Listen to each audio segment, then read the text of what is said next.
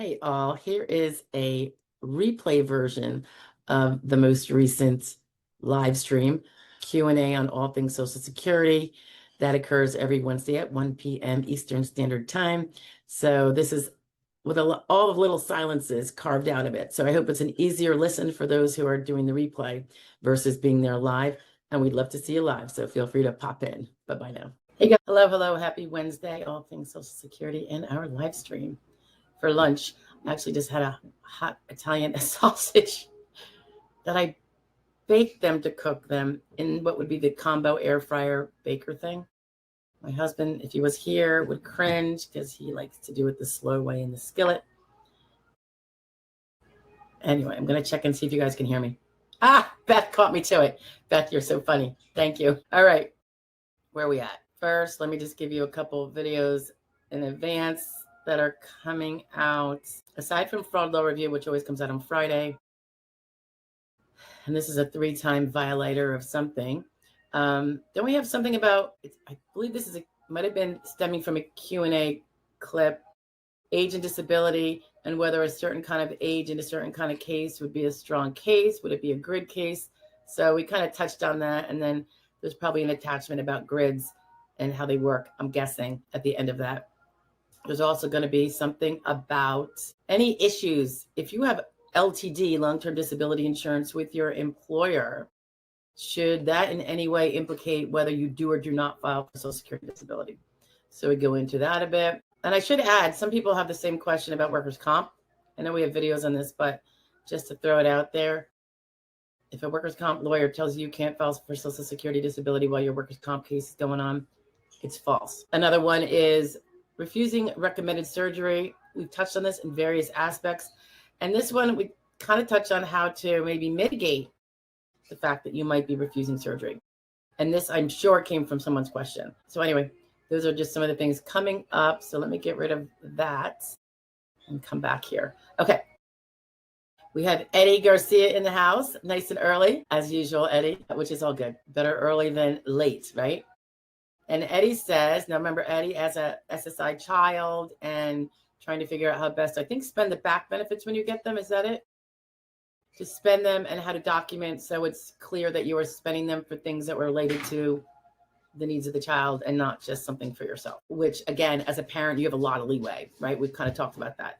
So Eddie says, and by the way, I also see Deb Lindley here, and I'm so happy to see you here, Deb. You're hanging in there like the strong lady you are. Jesse, MCK, I see. Kitty, good morning to you too. Beth Prince, of course, who was, before I even asked, had said that you can hear me, which is good. La Lulu's in the house. Good to see you. Steve Henderson, nice to see you again. RD, always good to see you. John Calamus, nice to see you back again. Carol, and Carol, I'm not sure how do we say it. Do we say it Lechner? I forget. I think it was Lechner, right? Good to see you, Carol. Let's say, okay. So you guys are here bright and early. I appreciate that. So I figure the sooner everybody gets in, potentially the sooner we all get out, right? All right. So Eddie says, we finally received the monthly in the account. Okay. So your child is getting the monthly SSI, right, Eddie? And back pay in the dedicated account. Awesome. My friend is saying she doesn't have Zelle. So this is the friend that you owe money to because she helped foot some of these bills that you had to foot to keep a roof over your child's head and the cars maybe. Or the transportation. She doesn't have Zelle set up, so I can't send her and memo it as back payment for rent. Okay, now I did see that Deb Lindley, who's very knowledgeable, shared you some really good tips. And I agree. You could do it. Did you get your checks yet, by the way? Another part of Eddie's problem last week, I think, Eddie, was it that you didn't have checks yet for the dedicated account? I mean, if she can wait a week or two, I think it'll be a nothing burger. But if not, I think Deb's right. Deb says, not to call you out here, Deb, but it was really helpful. Usually I don't get involved in like the little interminglings that you guys have in here, but Eddie did, I think Deb did say something about making a little contract where she says, I've loaned you X amount verbally over the course of time and it totals this amount. And you have promised to pay me back and now you are. Something to that effect, right, Deb? I think that's not a bad idea. You have confirmation from the person you're sending it to that it was for a loan. Not for a pretend, let's just send it over to her and say it was. Because now they've got her saying it. And you could do that on a 795 form. You could fill it out right there where she says, I've loaned him X amount over the course of time. and he's promised to pay me back. And I understand that he's going to be paying me back today or whatever, very soon. It definitely was a loan or whatever. So, and he continues, will this be a problem? I'm trying to figure out how to have that part correctly documented. Certainly if they have you saying it under oath and the lender saying it under oath, they're not supposed to be assuming someone's lying, particularly when you're under oath. And because there will be no evidence to the contrary, because this is exactly what happened, you should be fine. But getting it in writing from the recipient, like a receipt anyway, but documenting that it was a loan in particular, and maybe you could throw in there when it started, and how much the total was. You don't necessarily have to document each and every payment she gave you, but what the total loan was. I've had many, many SSI people, parents even, who had footed all sorts of stuff for their child pending an SSI award, or it could even be SSD or DAC, because it's really the representative payee duties, right? To show you're not squandering someone else's money on your own behalf. So, and they've done that, and they documented, they did it by check though, but it doesn't really matter. I do like checks because you get a canceled check and it's proven, not just like I gave her cash and then she agreed. So if you can wait for a check, I'd wait for a check, because it's going to be clear that she got the money and she cashed it or deposited it. And so Deb in the house, I just got to stand up and say and read her thing. Hi, gosh, friends. Glad to be here again this week. Ready for this crazy ride I'm on to stop. I'll be 61, 18 days. It's time. Oh, Deb, I just had my birthday like a week and a half ago or something. Yeah. Hopefully yours is going to be all perfectly fine soon. And Jesse MCK, I could just say Jesse Mick, right? Says hello. So hello. Let's see. Come throw out the questions, guys. Let's see. I can see everyone can hear. Blah, blah, blah. John Kalama says, I had my hearing this morning at the end. Judge asked if I was agreeable to get future records or exam. Should I be worried? Well, that sounds, John, like he's not making a decision yet. He's leaving the hearing open. I don't know. Were you pro se, or did you have a representative with you at the hearing? Sometimes if it's clear that not all the records are in, like let's say you didn't get all the records, let's say you're pro se and you didn't realize that you have to make sure your records are there, right? And send them to the judge so he can see them. Maybe it came out in the record that there was some that they didn't have. Maybe you saw the list and you said, oh, they're not everything here. And he's giving you, if you were an attorney or a rep and you never brought up that there were missing records and that you were trying to get them, he wouldn't probably give you this accommodation. But because maybe you're unrepresented, or you were represented and you did do the 5-day letter that says, we have these outstanding records, please give us time, even if the hearing takes place, which is something that we have to do. And it's almost every case, because usually those last few records are not yet available and we want to get everything up to the last minute. So should you be worried? Not necessarily, but sometimes they will, because they're going to make sure the record is as thorough as possible before they deny, they make sure they bend over backwards to let you get everything in, and then they deny. And then other times they don't deny, and I think they just want to make sure the record is completely thorough, so no one who audits them after they award a person can then say, well, this wasn't so thorough, we didn't see what the result of the surgery was, maybe it was a really good surgery and he's going to be better and this award should.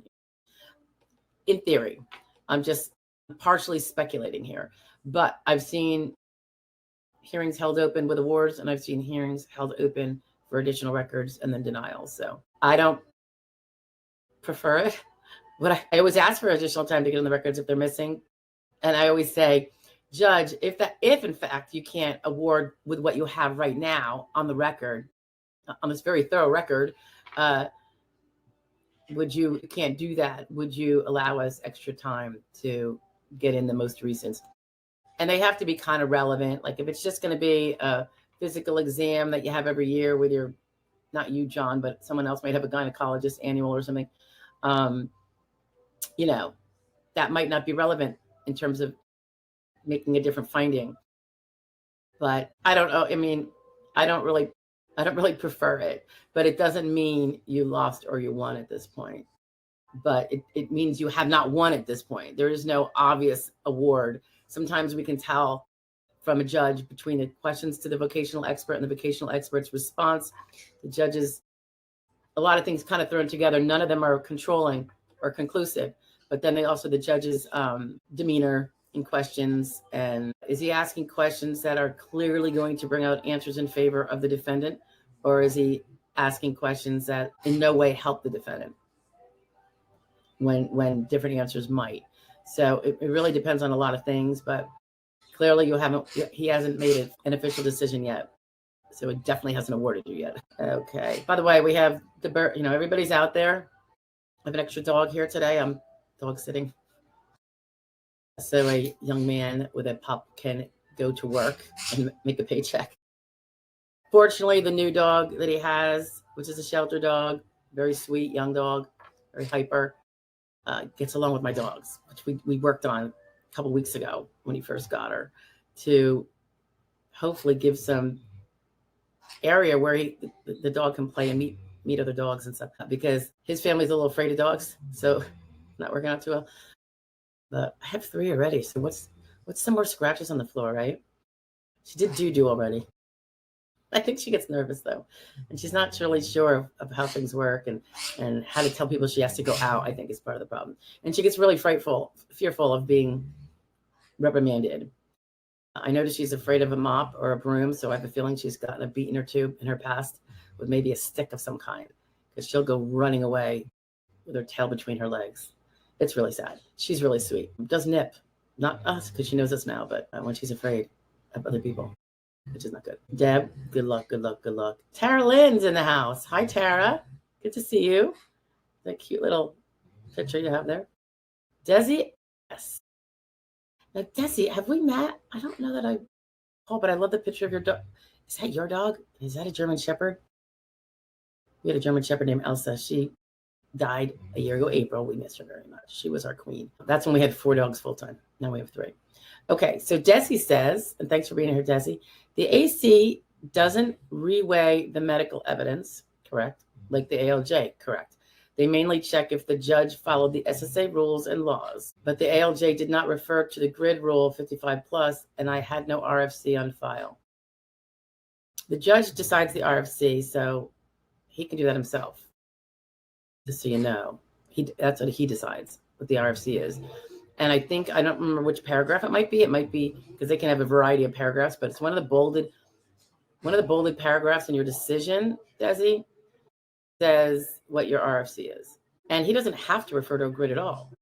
He doesn't have to, particularly if you don't meet the RFC exertional level that would implicate the grids. You have to be a certain age, you have to have a certain RFC, you have to have non-transfer, all that, then the grids don't apply. So I know some people think it's just an they auto apply. No, that there's an opportunity for them to apply and be checked. But as soon as there's a no to the 3 prongs that you have to prove, which we've talked about before, let me know if you want me to repeat them. If one of them fail, then there is no grid application. So I don't know that he has to say grids or medical vocational rules, because if a rule doesn't apply, of the thousands of rules, he's not necessarily going to mention it. But you could tell if your RFC is too high in his determination, because someplace in that decision he also says whether you could do your prior work, if that's step 4, and if you can't do your prior work and he acknowledges that, then the question was, is there any other jobs he could do? And then he would pick up those jobs. But they don't go into a medical, a grid if it doesn't apply to you based on the facts found. I just want to scroll up here and see if I missed anybody, because I thought I jumped something real quick. Nope, I guess not. Okay, Carol. Hi, Carol. Dimple's in the house. Hi, Dimple. Dimple, I haven't gotten my mail, and I'm so sorry. My son's been taking my truck to work every day since school started. Yeah, I'm being overly easy, trying to keep a teenager from being grumpy. So I work here, and then he comes back, and if I need it, like today, I'll probably have to take the truck and run a couple errands later. But I've been letting him take it because I haven't really needed to run errands. I did a lot over the weekend. Food's in the house, plenty of milk, coffee. So we have to. Can I technically walk to the mailbox? Yes, but I don't.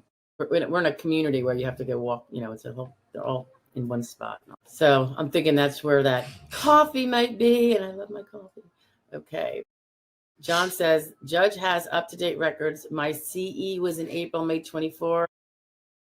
I'm not, when you say FCE, that's not something technically that the SSA orders. You might say RFC, and I'm not sure what you're referring to. FCE, by the way, usually stands for Functional Capacity Examination. So not sure what you're meaning with that. They give them with workers' comp cases. It's not exactly the same with SSA. The RFC, Residual Functional Capacity, is an assessment. It's not an exam, and it's assessed from all the medical records from all your examining doctors. Well, did he say it was going to send you to another CE exam since it was sold, maybe? I mean, in what context did he say, would you be willing for more Americans to come in? I mean, there has to be a context, right? So I wish you had a copy of the audio. I know you guys don't readily have that. I know your attorney, if you had an attorney, John, he can go into the electronic file and download the audio. It's ready usually the same day, if not early the next day. Carolyn says, how important is it to have a contact person or third-party report? In my personal opinion, not very, but let's go on. I only have my husband, and if I believe I meet a listing, should I put this in my remarks or let SSA determine this? Everyone thinks they meet a listing. The SSA doesn't really care what you think. I mean, I'm not trying to make them seem rude, but it's a medical decision. It's not. I almost don't know any claimant who doesn't say they don't meet a listing. Everyone thinks they do. They're under the impression that the listing, if their condition's listed, they must meet it, but they don't really get into the nitty-gritty of the fine print. And while there's very objective numbers in many of the listings, there's also a significant amount of discretion. Like when they say, well, has she had marked or extreme symptoms and blah, blah, blah. Well, marked and extreme are a bit of opinion, right? Some people call something marked, like we will, and someone else will say, that's just moderate. So that's where the listings, when you think you meet it, not necessarily in the eyes of the SSA. Now, I would give them, just to allow them to check all their boxes. Very rarely does someone not have a contact person, but I have some that don't have any family or friends. I mean, literally very, very, very alone people. The reason why I don't, even though you would give it, because you want to be showing that you're fully cooperative. You don't want to be that person who's telling the SSA, this is what you need and only this, and I'm giving you nothing else. It's not going to bode well, probably. But, and I know you didn't mean it that way, but I'm just throwing it out there for everybody else. I don't find third-party reports to do anything except, and this is similar to a function report in certain ways, and don't misconstrue this, because I've had one person, I brought this up not that long ago, say, well, I was told that you can't win on a function report. That's true, but you can lose on it. So you have to be very careful about what you say and don't say. I think the same with the third-party report. If you say one thing and your husband says you're jogging around the block for 30 minutes every night when you're saying you have a bad back, obviously that they're going to love that third-party report, because it's going to really show a story that's contrary to what you're claiming. And it's from a person they wouldn't expect to lie about it. So it can give crumbs for denial, right? It's not medical records, but it's a witness saying this. If the report is good, I often find, and this is usually in an ALJ decision, not in the DDE at the lower levels, I will often see an ALJ win, lose, or draw say they're not putting a lot of weight on the third-party report because it's a family member, and they would have a motive, or obviously they want their person to win. For this is the reason why I say it can be used to hurt you, not help you. But as long as what he's saying is true and he thinks it through properly, and he can use those function report videos, because they all are the same questions on his version and your version, so he's talking about you. So sometimes people really give an inaccurate answer because they're not really thinking it through the way they should be. So that's an idea if he's going to fill one out. Maybe he wants to educate himself a little bit on what some of those things are, and what would be red flags that if you accidentally say it. Like, if you say, what does she do all day? She gets up, she eats breakfast, she lays down, she has dinner, and it's like, well, obviously it's not entirely accurate. You do other things, including go to the bathroom, maybe brush your teeth, whatever.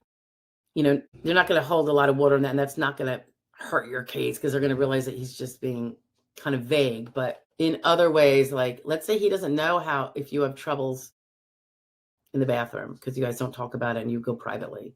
He'll say no. And maybe you do. Maybe you are gently getting up and down from the toilet because of a bad back.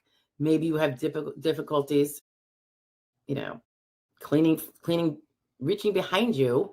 And this is really, really common. That's why I bring it up, guys. It's like majority of people, by the time they get really, really impaired, it could be the shoulders, the back, the arms just won't reach that far without pain or whatever. That's something your spouse might not know about. Maybe you just shower more often, or just do your best and deal with the pain. So there are things that spouse might not know, and therefore saying everything's fine is inaccurate, So I think if someone doesn't know, it's better for them to say, I don't know, I don't see her do this. Then it's at least honest. Sometimes people claim to know when they don't, because they're confusing what they assume or what they saw once happen as being okay all the time. La Lulu says, my fam member, liaison, lives far away. Would she be allowed to join me during physical exam by video call or speakerphone since she cannot accompany me in person? If you're talking about a CE, you'd have to ask the CE doctor. I know sometimes they don't want anybody in the room, except their little nurse or whatever. But then I've seen other ones where they're totally fine with it. So it's very possible. You can ask. Although they can't see you if they're on. And video call, what are you going to do? Prop up your phone and make the exam be in front of the phone?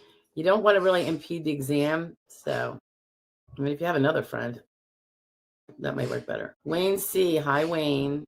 I really enjoy your channel. I'm glad for that, Wayne. I appreciate. Kitty says, Terlyn, I do not have anyone listed on my paperwork other than me and my doctors. I don't even have an emergency contact. I was still approved for SSDI, so maybe not that important. Put it this way, it's not going to supersede your medical. If your medical says you're disabled, all this other stuff is, A, can tear you down if it's said wrong, or B, if your medical is on that fence, that stuff can help you. You know what I mean? If it's supportive of it, it can't work by itself. But so every case is different, Kitty. Like yours and many people who have no context, particularly like my loaners, they're still going to win because they're medical. You see what I'm saying? Remember, a listing has no bearing. Listing, they don't even do a CE exam necessarily. Sometimes people win in a listing because their medical records are so well done by their doctors and very clear. And they don't ask for function reports or anything. Boom, boom. So they don't even want your statement. It's like, she's got it. So, but here it is. They asked for it. And she does have a husband, and they know it because she put it in her application. But again, that doesn't mean a husband's willing. So they're not going to make you be denied because you didn't provide it. But if they were on the fence and there is nothing, you know what I mean?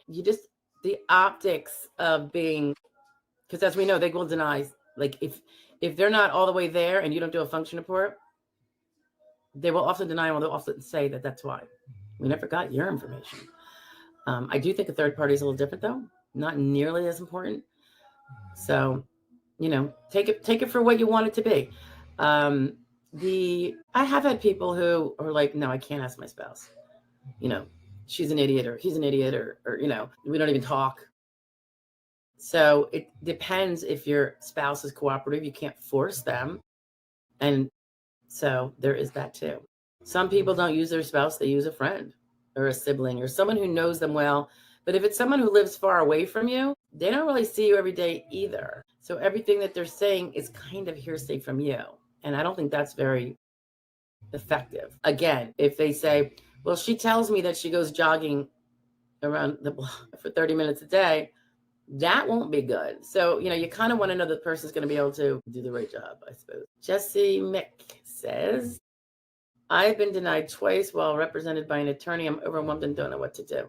So I assumed you were denied on initial and recon, and now you're heading to a hearing, maybe, Jesse?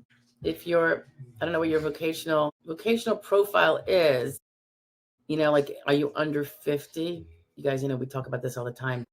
I wish they would give us the numbers, publish them. How many claimants under 50 prevail? How many in their 40s? I don't know that they give us that. Do they know it? Of course they know it. But they've never, ever documented it for the public. I would be curious to see, because I can only imagine that under 50s, it is a very small percentage who prevail. And those that do have done a lot of work to get there, unless they are so flat out listing. And again, that's a lot of times listing takes a lot of proof too, particularly because of that discretionary thing. So the judge has to be convinced that medical evidence that talks about the market, or doesn't say the words market extreme, amounts to market extreme. And that's a discretionary finding, right? What market and extreme? Market's less than extreme. What if you only have one? It has to be extreme in certain, like in the mental sphere. Or you could have two markets. What if he finds you have one extreme and the other one's moderate? You lose. Oh no, one market and one moderate, you lose. Do you know what I mean? It's got the discretionary component even for a listing. John says, I had attorney. Judge was upset SSA got some duplicate records. This whole duplicate record rule, let me just go over it real quick, guys. It's a real pain in the rear. The judge might be entirely wrong. I had a conversation with a judge's assistant. In the interest of expediency, particularly when we are now I'm back on. Were you guys able to hear me, or did that go black? Can you just let me know if you could hear me? Well, it blacked out for me up until this second. It was not my screens. It was the StreamYard screen. I'm just curious. I froze. Okay, Kitty. Kitty, could you hear me while I froze? Did you guys hear me? Well, I'm going to continue on anyway while we have you. So the duplicate records is, we're not supposed to send duplicate records. However, there is narrative from the SSA that says a version that you get, say, from the official set SSA orders from there's, however they order it, is not, if you look at it, it's not exactly, if it's 50 pages, your portal might be 75.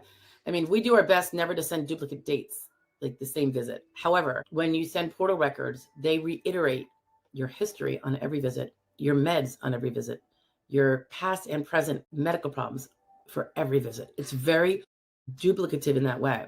So I had sent up only like 3 weeks worth of records, which were post-hearing, because the record was left open, which is what we were talking about earlier. So I'm always worried about that. It's a younger person, so the prospects of denial are not minute. And the judge's assistant, who I've worked with before, she's very nice.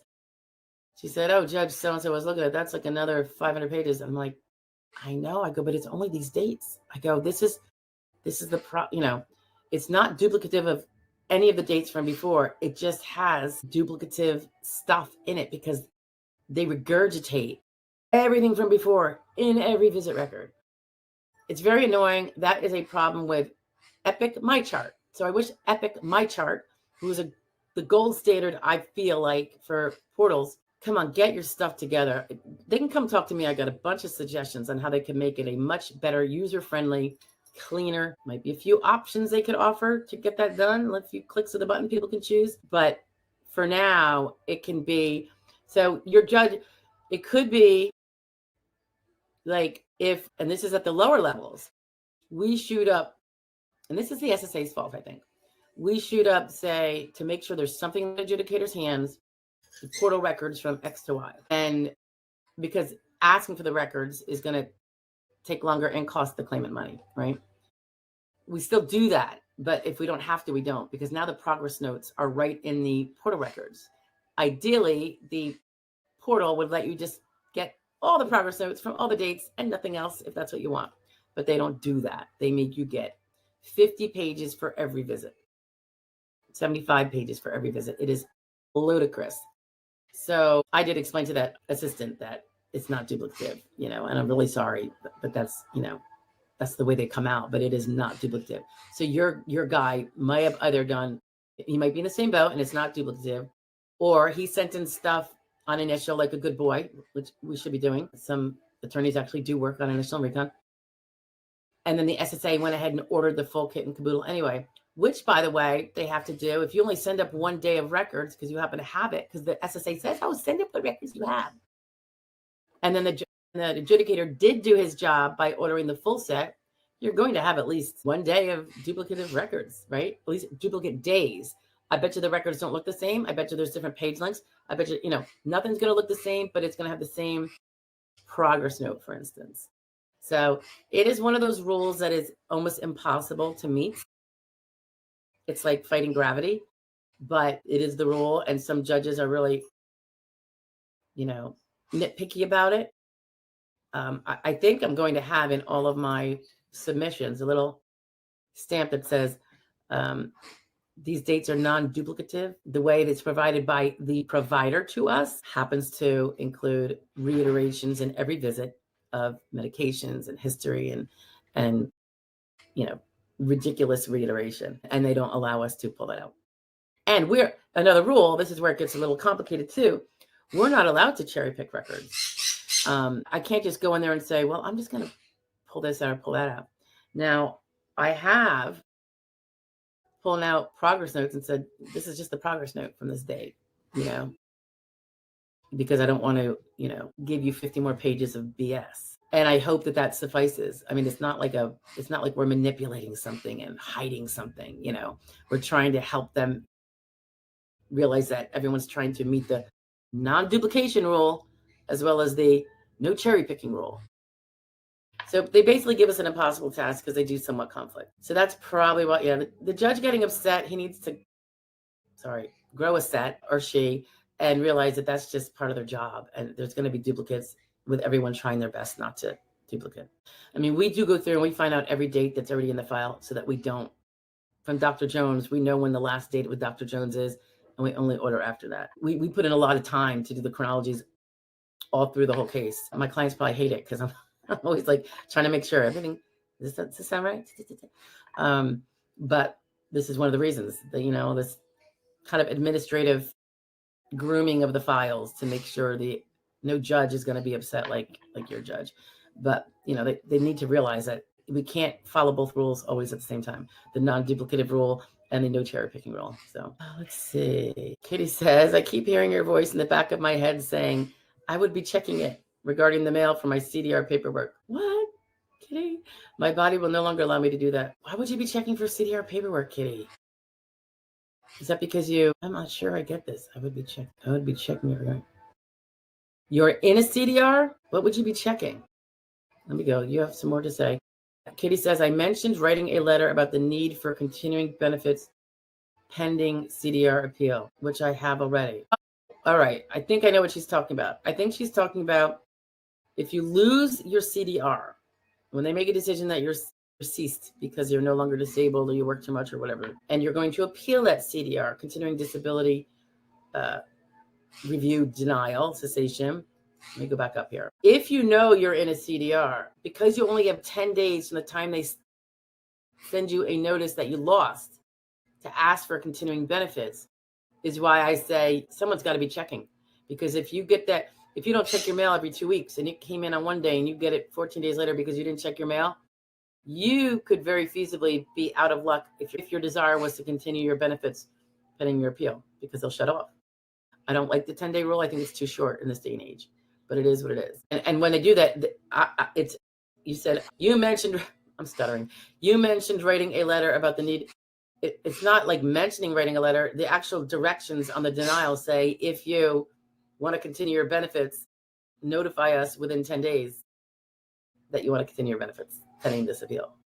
You know what I mean? So a letter is the way to do it. Obviously, you get proof that it was received by them. I'd fax it. I'd probably overnight it as well. I mean, I just like a paper trail, protection. So no, I think if you got a CDR denial, Kitty, you don't send a request for pending benefits when you haven't lost a CDR. It's going to be, the request is not valid until you've lost a CDR. So I think that you are saying you lost a CDR. You must have gotten the results. Or did you not get the results of your CDR and you're just assuming you lost or you will lose? I don't know if they take them preemptively. I would be surprised if they do, just because it's bureaucracy and they don't have a system to monitor that, is my guess. Tara says, a radiologist documented my x-ray, that my x-ray was normal. But 2 months later, my rheumatologist viewed the same x-ray and said, I definitely had OA, osteoarthritis, right? Should I address this or let the SSA find this in my medical records? Where are you at? Are you at initial or recon? I don't think it hurts at all to tell them that the radiologist that said the x-rays are normal, this specialist rheumatologist, who's not a radiologist, but I'm sure they know how to recognize OA because that's what they diagnose, I would think. Now, did your rheumatologist, it sounds like you're saying when they saw the x-ray, they said the x-ray actually showed OA. So yeah, it doesn't hurt. You know, and it's not really being disrespectful. You can just say, it's all these records. I just wanted to point out that although the radiologist said this x-ray was normal, the rheumatologist who actually practices osteoarthritis reports that that x-ray shows OA. If your rheumatologist says you have OA, but it's not based on that x-ray, then obviously don't relate it to the x-ray, because the x-ray can look normal and you can still have osteoarthritis because it can be in a different area. But it's never like a no to write a letter to the fact finder, adjudicator, even the ALJ, and say, just wanted to point out that this was kind of maybe a mistaken reading by the radiologist, because a later rheumatologist who actually practices osteoarthritis for a living said that the x-ray shows osteoarthritis. And you just show the report, attach the report to your letter, even though it's going to be in something else. You can have it in a correspondence. And I say that for that only because you're saying that it's a blatant contradiction of something that's not helpful. And I think, yeah, maybe you do want to put it in front of his face. I mean, osteoarthritis is not fully disabling in the gross spiel of things, but it can help you depending on your age, vocational profile. It could help.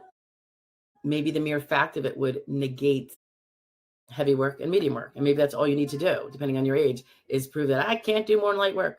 And then, so the osteoarthritis, if there's not something else obvious, that could close that little loop, I guess. Jessie says she's 60 and receiving treatment for degenerative joint disease and honestly don't know. Jessie, and you do have an attorney, right? Let me just go back up. I mean, you have where is that? Where are you, Jessie? I'm blowing through here, and that's probably why I can't find it. Hold on. By the way, anyone who's watching this, hopefully tomorrow on replay, you probably would do that if they weren't here today. I just want to say hi.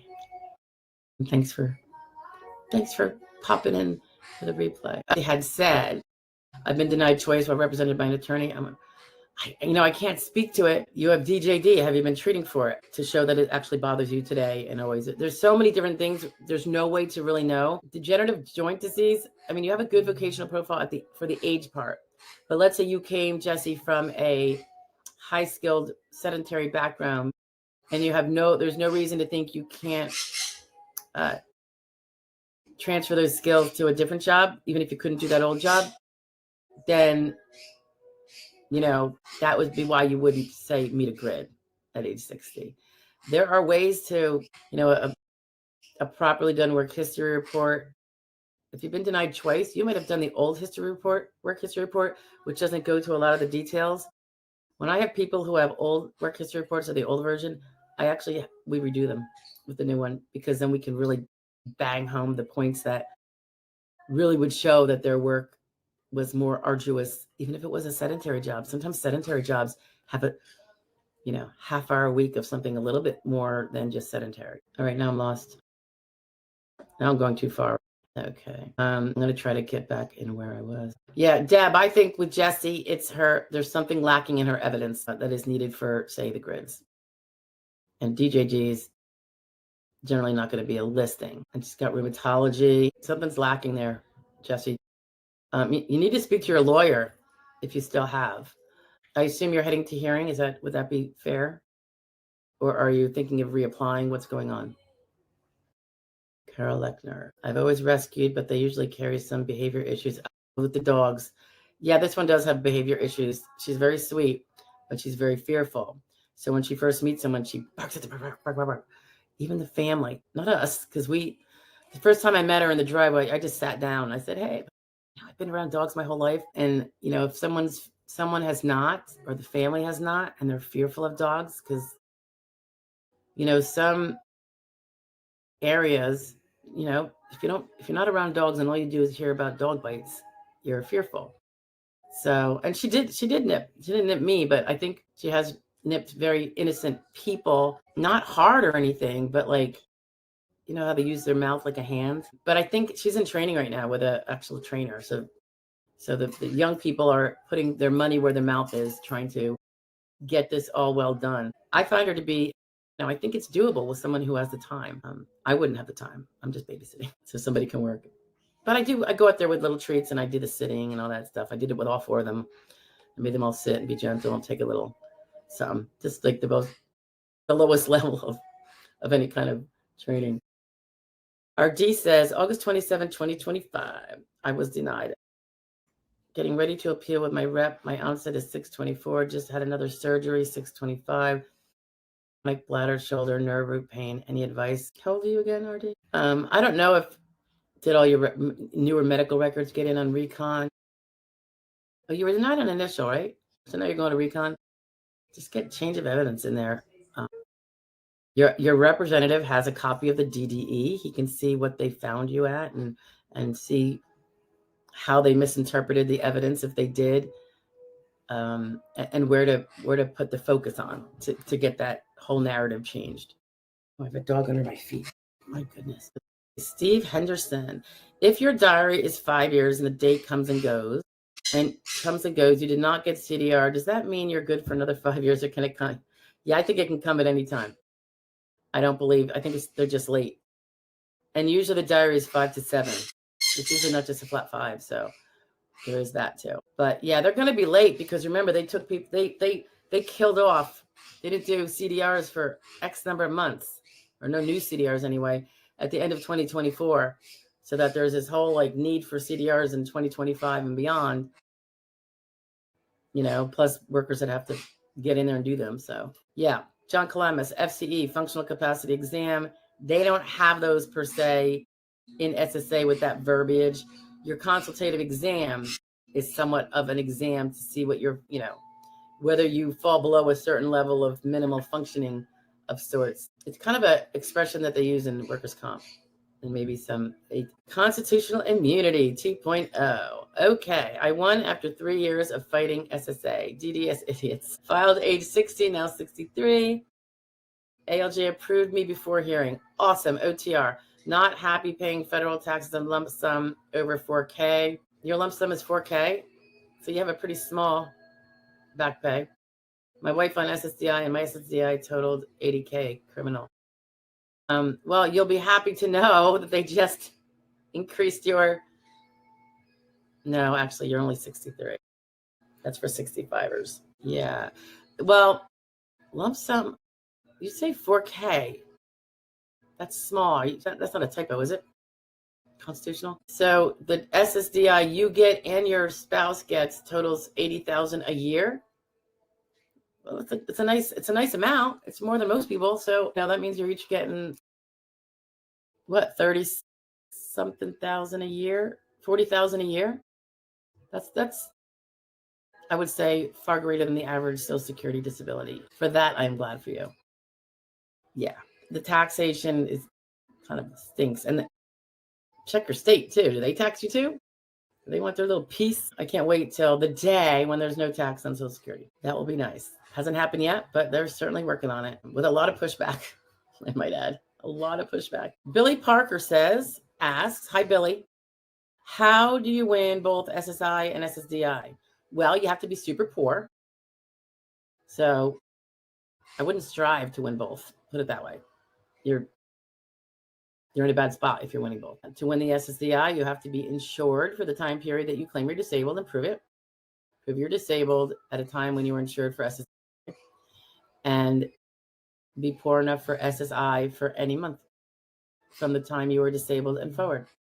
And that's all you have to do. I mean, really, I don't want people to be eligible for both because that means that they are super poor. That means their SSDI is really puny, tiny, and it doesn't even cover as much as SSI, which is the poverty rate, right? Just to keep people off the total poverty rate. So if you fit that bill, you just apply for both. Make sure you have an SSI application in, because if you had an SSDI application in, it does not automatically create an SSI application. You have to do that very specifically. They're going to want to speak to you. Whether they get the application notice by mail or otherwise, they're going to want to speak to you and get your financial situation to see if you, at the time you apply at least, ostensibly are poor enough for it.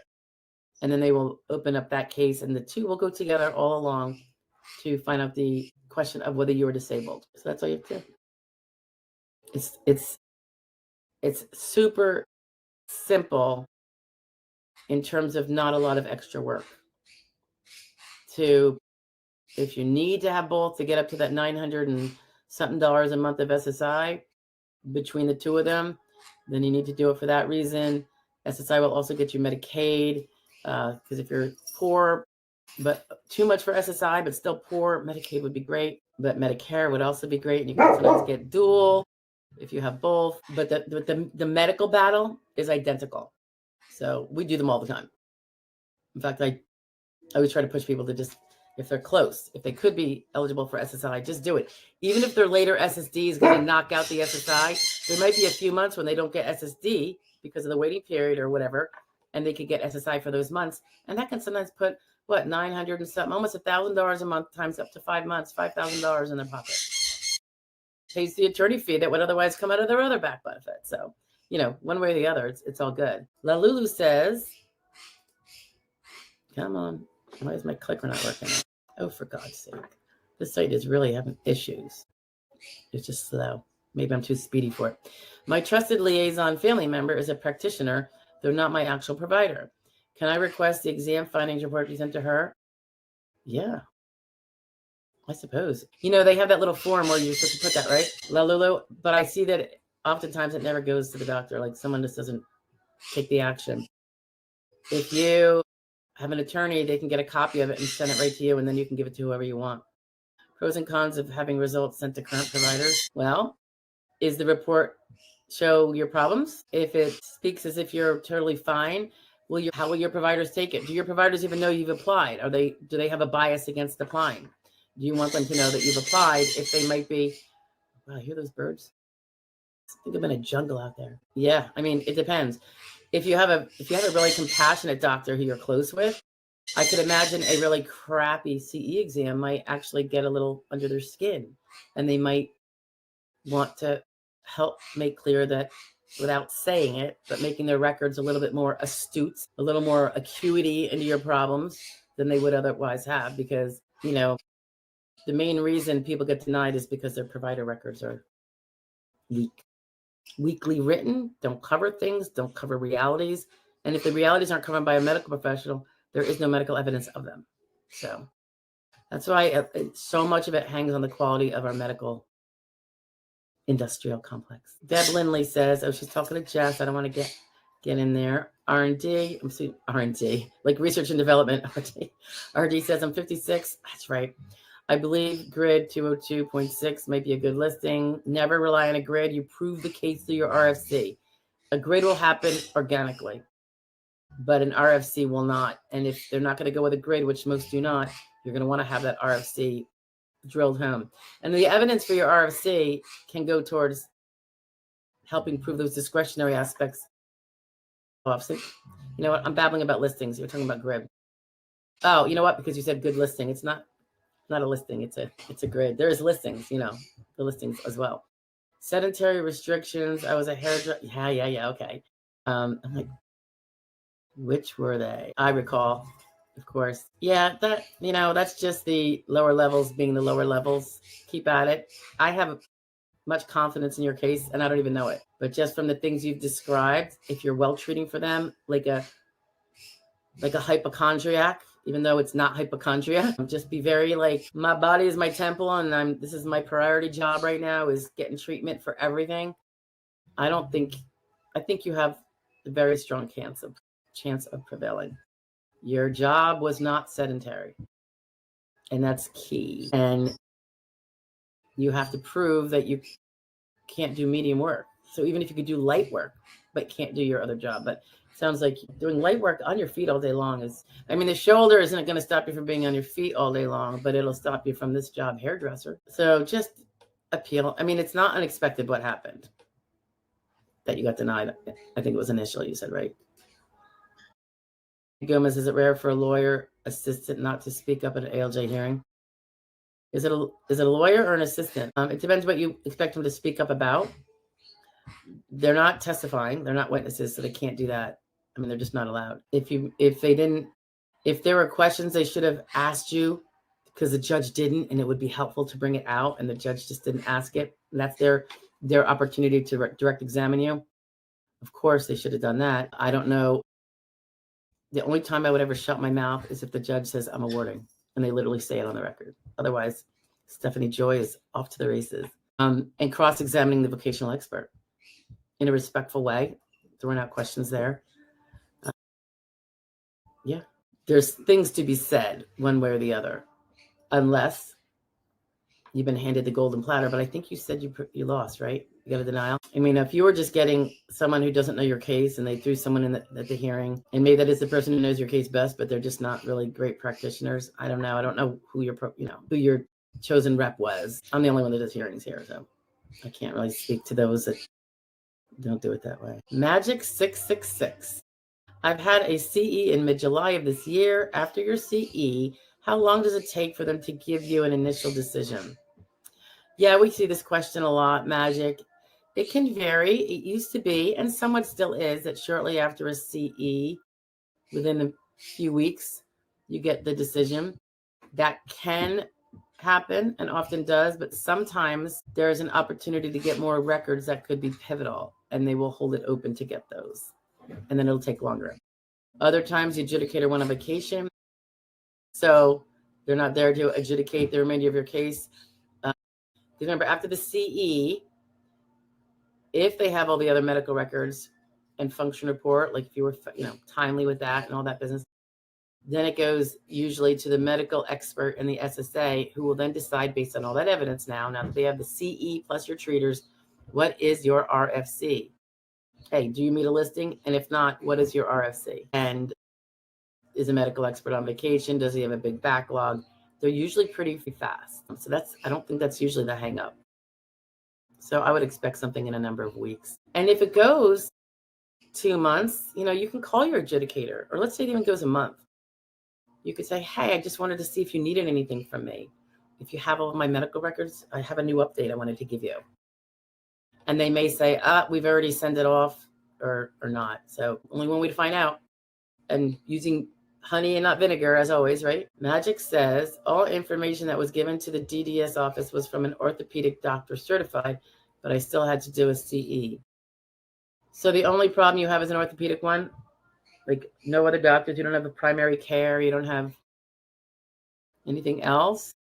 Magic? If you only have one doctor, period, and that's an orthopedist, which is a specialist, but it makes me wonder if your specialist was not very articulate. And maybe when you go in the orthopedist office, you're in a good mood, or you put on the strong front, and you say everything's fine. So now all these records say, customer has no complaints. Patient has no complaints. Feels good. On a vacation. Played softball last week. If so, if they can't find you disabled through your own medical records, that's when they ask a CE to take a look. I do think sometimes, and this is just a gut feeling, so there's nothing to research about this. Sometimes I do think that when they really feel strongly someone is disabled, but it's not listing, which is more concrete, right? Like more objective. I do think sometimes they'll throw up a CE to solidify what the adjudicator wants to do, to get that little extra so that they don't get a return, federal quality review. So if their own CE confirms what they think, then it makes your case stronger. And then they, I'm sure they don't like getting federal quality reviews, and gosh forbid that FQR overturns them. And now they have to deny you. So that might be the minority of cases like that, but I've gotten the sense of that because I've had really strong cases, medical records wise, not enough of them. Normally you have to really work hard to get that kind of stuff. But sometimes it is better than other times. And then, or we've gotten it there and they still send it to a CE. And I'm like, do they really need a CE on this? This person's 61 and gosh, we've got so much stuff. And I think it's just to protect a win, in which case, God bless him. I think that's great. Christina, hey lady, spine surgery journey is back in the house. Hello, during recon, every time I get a doctor's visit, do I turn it in or should I collect a bunch and then turn it in? You know, that's a really good question. You don't know when they're going to make a decision on your recon. So, you know, what you can do is, well, you have an attorney. So, yeah, I give it to your attorney and let him do this. You don't want to have two people calling the adjudicator. But your attorney can go in and see which of those doctor visits the SSA has already gotten. You don't want to send in duplicates. It's stupid, number one. And you just heard from above, if you were here earlier, that one guy's judge was really annoyed that there were so many duplicates. So you have to have an eyeball on what's going on. You know, you have to always be checking the file. And you couldn't do that if you didn't have a representative, but you do, I think, I recall from the other week. So I would make sure they're there. And if they're not, say, you know, I can shoot them up to you. But you don't want to have you and your teammate, the representative, you know, both talking to the DDS. I think things will get really screwed up. And it'd probably do more damage than good. Desi says, you're correct that if he had denied me at step 3, he wouldn't have needed the grids. Well, they don't deny you at step 3. They determine your RFC at step 3. And then they go to step 4. And if they deny you at step 4, which means a finding that you could do your past work, if that's what you're saying. But because he assigned me an RFC and considered vocational evidence, no. He was already in step 5 territory. No, that's false. RFC is at step 3. And if the RFC, let's say, did you say you were 55 plus? If your RFC said you could do medium level work, the grids do not apply to you. There is no win that you can have under the grids. You would have to win a different way if you could. Yes, I can lift medium work, but I'm still disabled because of this other thing. And all these jobs are carved out because of this other thing. So remember, step 3 is listing. If not, get an RFC. At step 4, now that they have the RFC, does that RFC allow him to do his prior work? That's step 4. If he can do his prior work, you get denied at step 4. No need to go into step 5. If your RFC says can't do his prior work, then the question is, can he do, and let's say you're at medium where the grids don't apply, you're still going to do step 4, can't do his prior job. Well, can he do any other job of the 12,000 jobs in the national or regional economy? And that's step 5. So that's what you have to look at, okay? Because if your RFC, you got to look and find your RFC in your decision. If your RFC is, if you were 55 or above, to meet prong 1 of the grids to have it apply, would be can't do more than light work. Even if you could do light work or medium, light work or sedentary work, you can still win under the grid. Just can't do medium work. So you have to find out what he said about your RFC in that one paragraph that you can find. It's bolded and it says he's limited to, you know, step 5 territory, more from Desi. And there the grid rules should have applied. No. As I said before, if the grids won't apply if your RFC at step 3 doesn't even draw in the grids. Do you know what I'm saying? If all the, you know, if you are not restricted to light or less with the finding that the judge made in that decision, there would be no grid application. It doesn't matter the other things. You can't apply the grids. You could still potentially win, but not based on grids. That's one of the clearest appeal arguments you have. The ALJ failed to properly apply the grids once you move beyond step 3. I'm going to disagree with you, only having seen ALJ denials and awards for over 20 years. They might have touched on something that said medical vocational rules say, so don't look for the word grid, look for the term. They're not going to use the word grid in the decision. That's a slang word. Medical vocational rules, he could say where he disregarded them. And that's pretty much in every, you know, it'll say medical vocational rules, so-and-so. And this would be in your DDEs, I think, too, usually. Points to not disabled. Just look for that language. It'll be in one of those later, really towards the end paragraphs. And let's say for some reason he forgot that paragraph, Desi. Imagine if you're found able to do medium work. That would be a harmless error because you're still not disabled. So it would, you know what I mean? Like the AC isn't going to necessarily overturn on a technicality that provides no recourse for a win, you know, like a innocuous typo type of thing. Now, if he did find that you were stuck at light and he did find you couldn't do prior work, And he did find that there's that. So if he found that you're over 55, and therefore, and that you were reduced to light or sedentary work, and he did find that you could not do your prior job, because the vocational expert, when he gave the RFC of that, said no, that person can't do the prior job. That's going to be dependent on the vocational expert. And he did say, and he went into transferable skills, no transferable skills, and he still denied you. That would be a misapplication of the rules. And there you have a highly appealable issue. And that would be one that would probably get you a complete reversal, not even a remand, because his own facts, without having to make him do any discretionary, he doesn't have to have a new hearing. He already found the facts and they were in your favor, and then he ruled against you, even though this law says. So, check for that. That would be, I'm thinking, a good case for an actual reversal. And those are only like 1% of AC cases, a lot less than remands. Not that remands are hefty, but they're way more than reversals. And there the grid, Jesse's going on, and there the grid rules should have applied. That's one of the clear, I think we're just repeating. That was like a duplicate. Okay. Kitty's whack when I froze.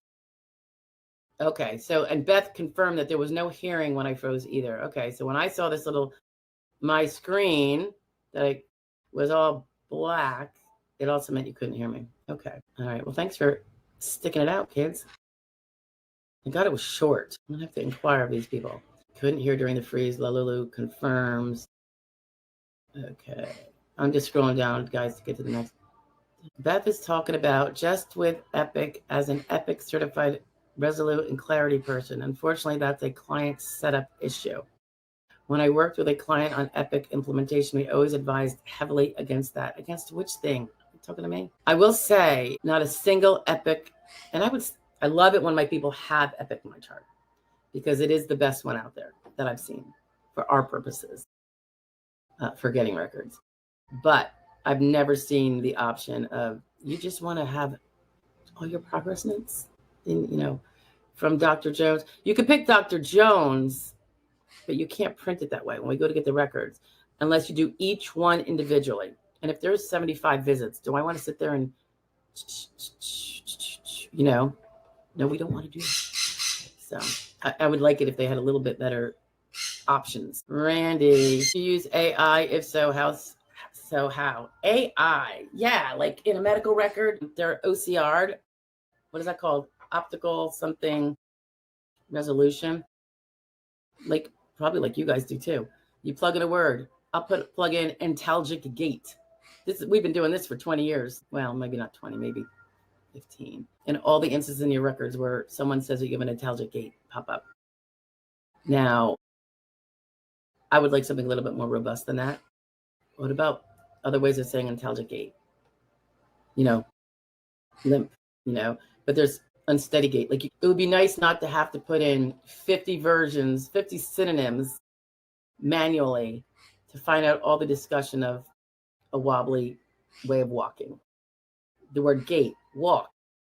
I mean, the combinations are endless, and more robust a software program that would recognize all the ways of saying that would be helpful. There are outputs out there. I don't know how well they work. I looked at one and it didn't meet what I thought was enough to replace human eyes on looking up certain stuff.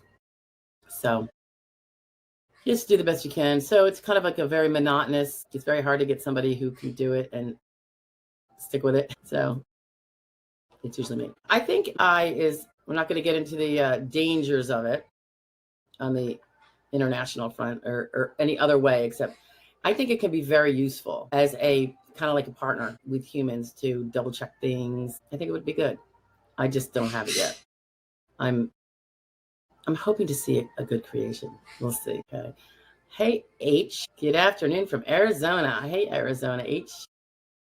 Kitty said, you said to check a couple weeks ago. I'm waiting to hear back about it. So you have not heard whether you lost your CDR.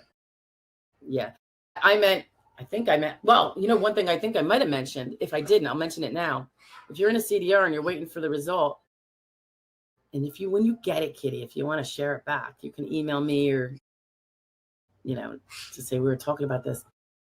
Do they tell you in your portal, in your SSA online account the day that it happens, because I know you guys get alerts when things change, I think, or that's very easy to look up instead of having to try to sit on hold with your local office. That would be great. Then you don't have to wait for that slow mail that might get there on day 11 when you had to have your thing back in on day 10. You know what I mean? You know what I mean? So hopefully it does. They do give that determination in your portal promptly. And then if you're checking it, or if you get those texts whenever something's changed, that would be ideal. I've been making suggestions to SSA about when you put anything in any claimant's file who has a representative who is registered with the electronic file process you have with the whole SSA, they text us passcodes to get into the electronic files every time we want to get in. We get a one-time password to our cell phones. If they can do that, why can't they send a text to us that says alert for, and the last four of the social? No name, nothing, just the last four of the social. We can figure it out, and we can get in there and see what changes made in the client's case. That would be. Can you guys be quiet? No, they say I can't. I must guard the house. Hold on a second. I'm just going to close my door. I can figure out how to. I don't even know how to do it. The dogs. All right. Hi, Randy. There might be some humming in the background. Can you hear it? There are humans walking in the house. That's why the dogs are barking. And I have my headphones on, and they have little speakies here. So why can you hear so much in the background, Randy? I'm hoping that's not the case. I don't want to have any, like, would that be like a copyright infringement? I would hope not. It's so low back there. It's not even in this room. Okay. Hi, Kitty's still talking about the notice if you lose your CDR, so you can know whether you have to. Hold on one second. Excuse me. Can you close my door? Even though I'll roast in here. So Kitty says, if I don't get that within 10 days, I'm screwed, even if I can't physically pick up the mail. You might want to get someone who picks up the mail for you. I'm concerned. I mean, you have to get your mail for other things, right, Kitty? So you have to kind of treat this as a priority. If anybody knows about CDR results, and if they, particularly if they're denied, if they put it in your portal, because I would like that for you, Kitty, because then that problem would be solved. You have your cell phone or whatever you use with them. Yeah, Kitty, I know it's going to be hugely anxiety. And I feel for you. Wish I knew if it showed up in claimant's online account access like other things do. You know, it really should.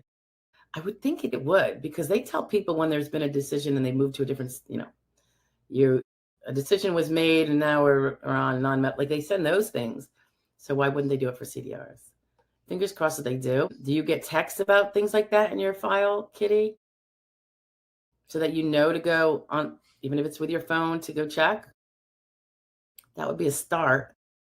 You can call the adjudicator, right? Because you have an adjudicator on CDR, unless they haven't even done that stuff. Have you gotten requests for things? Like, I don't know what kind of CDR you have. I know it's got to be really stressful.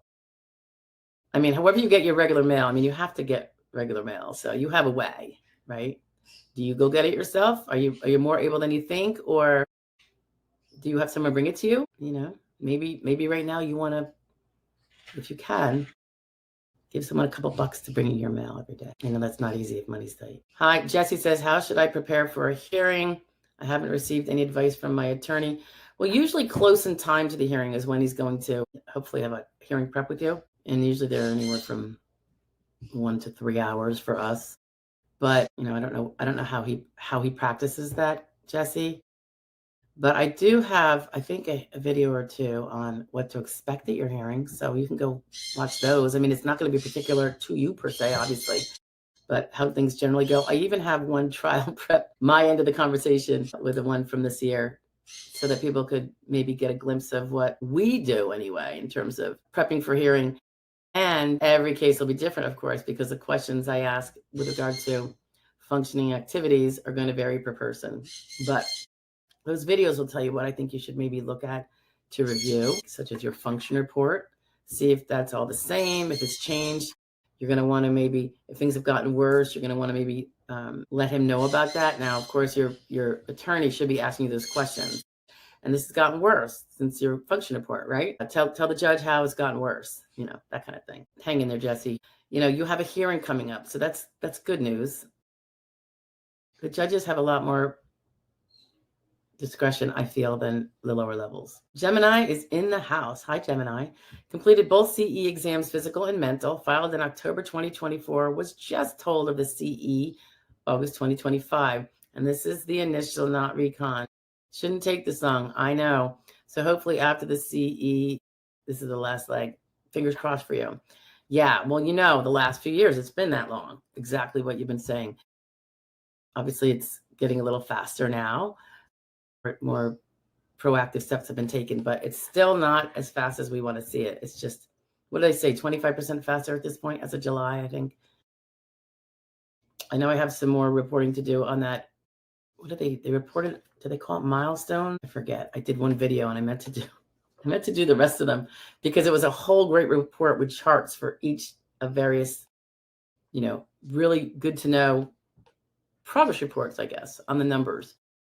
But I just haven't had time to do that. Hopefully I will now. But this fall, this winter, yeah.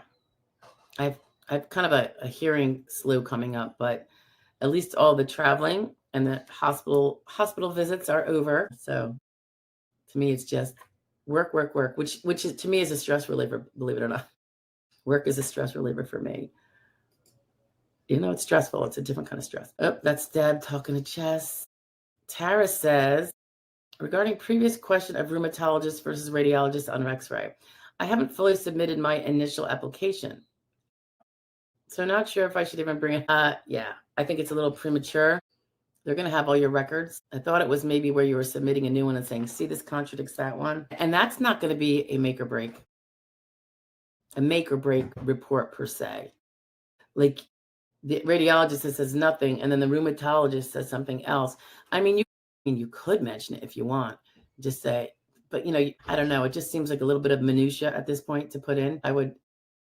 There's got to be a lot more stuff in your file that's going to kind of probably dwarf that anyway. Maybe. Okay. So I would think you don't even have to, Tara. And then the second question she had is, I have significant pain in my left hand and I have a congenital amputation of my right hand. Goodness, Tara. The rheumatologists have official diagnosis of OA based on X-ray and my symptoms. Okay. Yeah, whatever the official way is that is acceptable under medical, is generally acceptable to SSA. I don't doubt you don't have osteoarthritis. If you have significant pain in your left hand, I do hope you're treating for that in some way, shape, or form, following with it kind of aggressively. If not curable, which I presume it's not, potentially, following it provides the evidence that it's as bad as you say. And that's kind of what you want. You want that medical evidence to be working in tandem with your claim to pain, and describe how it limits you'll do this in your function report down the road. Describe how it limits use of your left hand, like can't use my left hand for XYZ, and you don't have a right hand. So, the proof that you have a significantly limited left hand, if you can get that together, can be very strong, because it might really eliminate a lot of jobs, because you're not going to be able to do bilateral manual dexterity requiring jobs. That's a lot of jobs, particularly if we're at the sedentary level and maybe the light level. Well, all the levels really, but including sedentary. Now you're saying you don't even have full use of one hand. That's getting pretty significant in terms of hand use. Not all jobs require hand use. However, it carves out a heck of a lot of them. And then you probably have, and then if the osteoarthritis, if you have problems with your back, that can then reduce the amount of walking you can do. Obviously, a lot's going to depend on your vocational profile, your prior relevant work, and your age in particular. I don't really see too much interference with education, because most of our educations are several years ago. Oh, Deb, I couldn't agree with you more. Deb says, please consider liking and sharing this invaluable free weekly information provided. Many watching and not very many likes. Hey, yeah, click the like button, people. Dipti Tinia, long time no see. Nice to see you. Says, hello, Stephanie. In my denial, the ALJ mentioned none of my impairments and warranted surgery. The ALJ mentioned none of my impairments warranted surgery until after DLI. But my knee surgeon said I was too young for surgery and I hadn't found a back surgeon yet. Yeah, that's a problem when we delay getting our high-end experts until too late. It's another reason why I'm a super nag hag with my people too. Get on it, get on it, get on it. Some of them appreciate it, but they don't like it. And then later, if they win, then they really appreciate it. But yeah, I mean, that DLI is deadly. You have to. It's deadly to a case. I don't know your situation, Rip. What is your age? And when was your? So now you have a ALJ decision that's post DLI. So you had to appeal that to the appeals council. You don't really have a choice, right? Or you're never going to get SSD unless you go back to work for another X many years or whatever. So appeals council appeal, and I would start lining up at least who you're going to call if you get denied on appeals council, who will be willing to look at your case for a federal district court appeal, because you don't have the ability to refile again because of that DLI. You do have the opportunity to file for SSI if you're poor. That means no spouse making money and all that, and no savings. That's a tough place to be, Rip, when your DLI's in the past. I nag about that too. I'm always like, can't you just do like a little bit of something? Make $8,000 a year working very part-time. That's where a lot of the gigger work comes in for people that can't keep a set schedule because it depends on their paying days, but they can do a little DoorDash or something. And I'm not trying to toot the gigger corporation's gig, but it has saved a lot of people from a expired DLI. So I push it. There's other ways to do it. There could be house sitting, dog sitting. It's very sedentary, flexible, not really substantial work, but you're getting paid to pay. Keep it under SGA, but build those credits. If you're potentially going to be losing your DLI and you haven't won yet.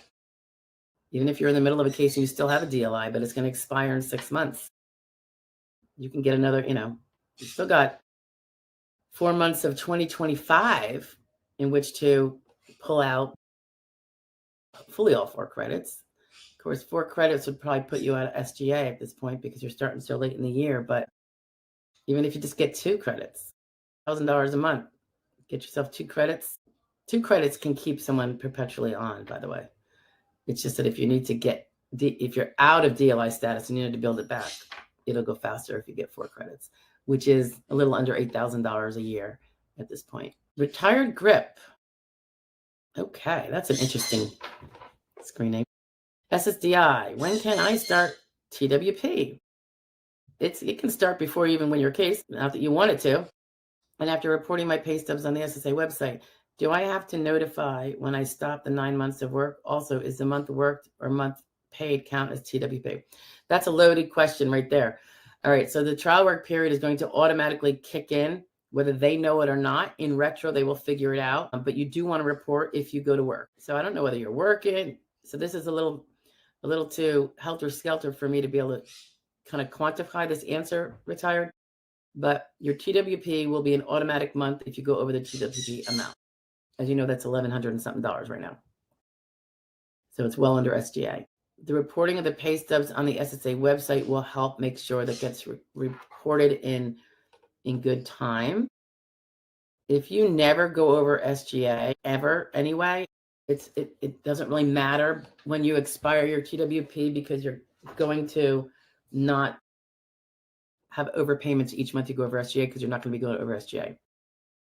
The only thing you lose by popping out of your TWP retired after those 9 months, that could be ad hoc or sequential, it doesn't matter, is that you will no longer have the protection of them not being able to look at your work when they decide whether you're still disabled, if they're looking at it. And when you're working, they are going to look at it. So when you're in your TWP, they can't consider the work you're doing to determine if you're no longer medically disabled due to your activity of doing that work. So there is a protection that staying within that TWP and never doing those 9 months in a 5-year period can get you. If you're not concerned about that because you know your medical evidence is going to be very, very strong and that it's clearly going to show not improvement, then it's not such a big deal. And that's for most people, I think. So no, you don't have to notify them when you stop the 9 months of work, except they do want you to tell them.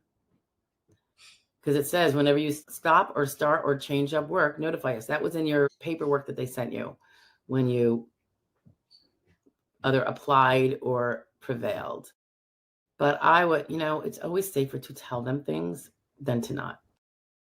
Even if they don't do anything with it, at least you have proof that you told them in case it becomes relevant later. And then the last question, the month worked or the month paid count as TWP? That really depends because if you're self-employed versus an employee, it really depends. I don't want to give a solid answer on that because I feel like there are variables. So they're going to first see when you're paid. That's going to be the first trigger. If someone got paid for 3 paychecks because and 10 of the days are in the prior month, but they didn't get paid until the beginning of the next month, you're going to want to know that information because you also have SGA to worry about. Although I know yours is only about TWP at this point. Thank you, Kitty. Yes, Kitty says to like the video, guys. The more we support the channel, the more she can help us and others. And that is true because this is how we do our 1% people. Those are they're not 1% of our case, so it's a lot more than that. But it's people that maybe have the 1% chance of prevailing. And then if they get proper workup and get a representative, that pops them way up to something maybe more like 60, which is still crappy, but it beats 1%. I mean, it wouldn't be our rate with our regular folks, but we take those despite the high risk of loss because the contributions that are here, the memberships, all that stuff from YouTube, that's what that's all about. So we're able to take more. We had been a bit of at a standstill, and now we've upped it by another couple people, and it's just really helpful because it's all going to be. It's kind of like, I don't want to say slush fund, but you have to pay people, and then we have to take away from. We have a certain set of top. The top barrier of no more cases, period. And the more we take of those, the less we can take of something else. So the more of those that can be supported without pure unpaid help or, the additional time unpaid makes it more people can be brought on and more help too, because that's where that stuff goes. Neurologist is a psychiatrist also. That's always helpful. Is he practicing psych neuro or does he also do bad backs? Probably not both, because there are neurologists that do backs. There are neurologists that do migraines. There are neurologists that do psychiatry. And I always say for any of those that we just talked about, if it's a neuropsych problem, I definitely think for a migraine, PCP versus a migraine specializing neurologist, go with the latter. Do your best to get it. It's going to be stronger evidence, generally speaking. Randy says, would it be beneficial to ask for lifting limitations from my doctor, even though I no longer work? What if he gives you the wrong lifting limitation? Do you know what the lifting limitation should be for your vocational profile and what you're trying to prove? I'm coming from a 30 medium to heavy work background. I may attempt light part-time job. Well, remember, if you succeed at it, or if you're doing that over SGA, they won't take your case.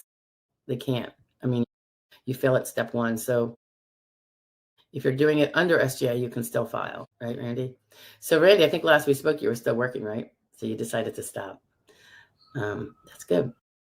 That's good. So yeah, I mean, asking for a doctor, if you know what you're asking for, I don't see the problem in it. Although you don't want him to say, Randy has asked me for a lifting limitation. You know what I'm saying? It would be best if he doesn't put it that way. Don't say I asked, doc, but can you include a lifting limitation in that? He might do it, right? If you have a good relationship with him. RD says, oh, and you did say grid rule, RD.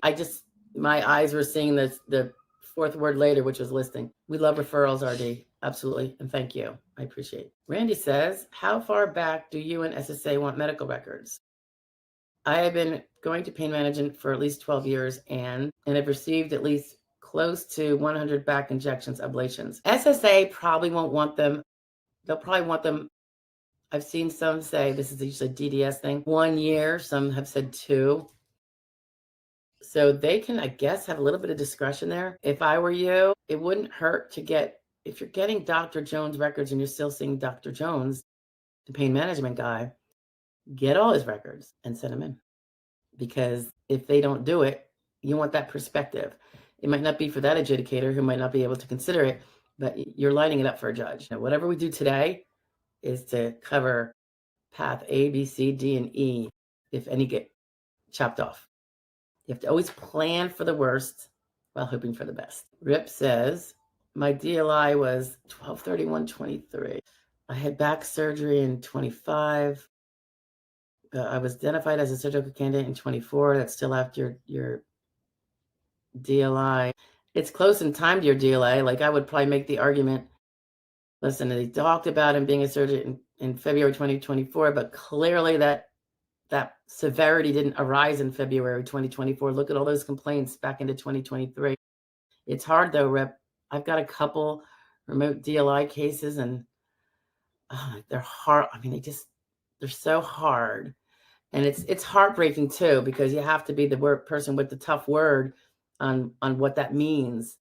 And I hate the bad feelings inside that it creates in a claimant, but I can't be the one to pretend it's not an issue. When I finally seen a specialist, that's important, but didn't matter to ALJ, unfortunately, because he couldn't. That specialist could not speak to your insured period. You know, it's like having your car accident after your car insurance expired. Rip, is there any way you can, I mean, you haven't worked in a long time if your DLI is 2023. Is there anything you could, I don't know how old you are. If you're older, it may not matter, but if you're not that old, you know, if let's say you're 50, can you do something to earn those credits back? You might be able to do it in less than 5 years because you've only been 2 years out. You know, if you can, you know, do something to earn that, you know, $8,000 a year that you pay taxes on, you know, self-employed, gigger work, your own work, hang a shingle to house sit, whatever it is, just make sure you got proof of payment, put it in your bank and document it in a ledger. So if they, you know, need to know how much was your self-employment, because they scrutinize that a lot more, you'll have your proofs. I know that's not really possible for everybody, but it's, I just hate to see the remote DLIs. It hurts. It hurts my heart there. So Desi, if he included no RFC, he missed a whole paragraph in your decision, and you will have a clear remand. Now you're okay. So there was no RFC, and you're saying the judge said that there was no RFC. So the judge is saying you have 0 residual functional capacity. That I've never seen that, but that would mean that you're disabled. So if he said you have 0 residual functional capacity, then you're definitely going to win on appeal, at least a remand. That sounds like he fell into a coma in the middle of his decision. RD says, I'm hoping to see the denial letter soon. I can share next week. Okay. So you haven't gotten the denial letter yet, RD. I don't know what you're saying, Desi, when you say there is no RFC on file. The decision is part of the file. So he doesn't have to pull it from your doctor. If your doctor doesn't talk, no RFC. So for instance, let's say everything's within normal limits with all the medical records. And I'm just being hypothetical here. That's not no RFC. That means there's no loss. So you can do everything constantly. Because remember, there's constant, there's frequent is less than constant. So anything, when we are as good as we were when we were 20, everything can be constant. So there's nothing less than constant, if that's what you're saying. And that means your medical records really showed not even probably any severe impairments. You gotta read that thing. What does your lawyer say? I mean, that's unusual. That's weird. Unless what you're saying is they never sent it to a medical expert for their opinion on RFC at initial and recon and just denied you on initial and recon. That'd be weird too. That'd be all really weird. Sounds like an appeal. Okay. KR. Hi, KR. That's a pretty picture you have. Good day. What can I do about medical professionals not being truthful in my records? Oh my gosh, the bane of everybody's existence, isn't it? Just went to ER for DVT check, kind and helpful. However, they stated all these things done that were not done. Well, then you have a different issue that's not really related to what we're talking about, but if they're saying certain things were done that they can charge for, and I don't know if you have Medicaid or some other insurance, are they falsifying records to get payments? I don't know. You're saying they say they did things that are not done. They only say things like that because they need to bill insurance and they have to tell them what they did. So if they're saying things that they didn't do, this wouldn't be the first time. There's many a prosecution on this. I don't know. But I assume they say it was done and something was normal. So that also just hurts you. It's bad if they rip off any kind of insurance company. or Medicaid, God forbid, or Medicare, God forbid. But if they say, took an x-ray, don't have the result, showed severe, then you're like, oh, good. Maybe I won't argue it. But I'm assuming it says they did this and everything was super duper. He or she can go home. Maybe you have to have a talk with the hospital. The ER isn't going to make or break your case anyway. So I would focus on your treating durational long-term specialist appointments and your primary care visits. And those are the ones that if there is I wouldn't fight a battle just on principle, unfortunately, because it's going to take up every second of your day and your mentality. But if there's something blatantly wrong that will hurt your case, then it's sometimes something to bring up to say, y'all said I didn't have a missing left leg, but that was amputated in 1982. The things that can really make or break. Kitty says she's going to keep an eye out on her online account and let us know if it pops up in the portal, meaning the result of her CDR. So she'll know real quick if she was ceased or not ceased. And then she knows she has to bang out that letter, fax it, Kitty. And I'd probably overnight it just because of that super short time period. If it was a 30-day time period, I would say, maybe priority mail with the tracking, of course, as well as the fax, always with the fax.